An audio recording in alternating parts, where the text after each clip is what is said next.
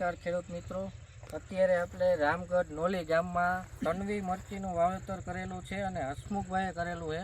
તો આપણે હસમુખભાઈને પૂછીએ કે આ મરચું કેવું લાગ્યું, બજારમાં શું ભાવ આવે છે અને વાયરસ કે એવું કાંઈ છે કે નહીં આપણે પૂછીએ. હસમુખભાઈ, આ તન્વી મરચી તમને કેવી લાગી? આ મરચી રહે ને ઉતારવામાં હારી અને મરચી આમ લંબાઈ હારી અને જાડાઈ હારી, બરોબર. અને યાર્ડમાં ગમે માર્કેટમાં લઈ જાઓ, આનું તો 400 રૂપિયા બજાર આવે, બીજાનું નથી આવતું, આનું આવે.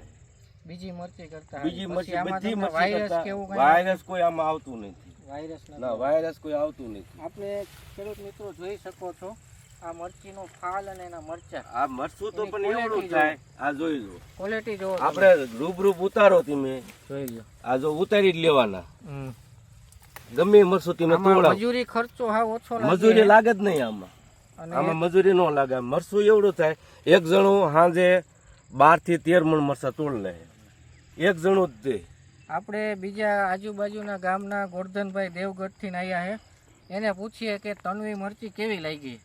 આમાં એવું છે મહેન્દ્રભાઈ કે મરચી અધર વેરાયટી કરતાં વેરાયટી સારી છે, કારણ કે વાવવા માટે તો સારું, પછી મજૂરી ખર્ચ ઘટે, પછી ફ્રૂટની લંબાઈ વજન પૂરેપૂરો છે. એટલે બીજા ખેડૂતોને કહેવાય કે આ મરચીનું વાવેતર કરવું સારું કહેવાય, કારણ કે બધી રીતે સારી છે, છોડ વાયરસ નથી. ગોરધનભાઈનું કહેવાનું એવું થાય છે બીજી વેરાયટી કરતાં આ મરચી બહુ સારી છે, વજન સારો થાય, બજાર ભાવ સારો આવે છે અને ક્વોલિટી સારી થાય છે. તો આવતા વર્ષે કોઈ પણ ખેડૂત મિત્રોને વેરાયટી વાવી હોય તો તન્વી વેરાયટીનું વાવેતર કરે અને સારું એવું ઉત્પાદન મળે. અને કોઈ પણ ખેડૂત મિત્રોને જોતી હોય તો જય બજરંગ એગ્રો કુવાડવામાં મળી જશે. મારો મોબાઈલ નંબર છે 9980 19 410. થેન્ક યુ, આભાર.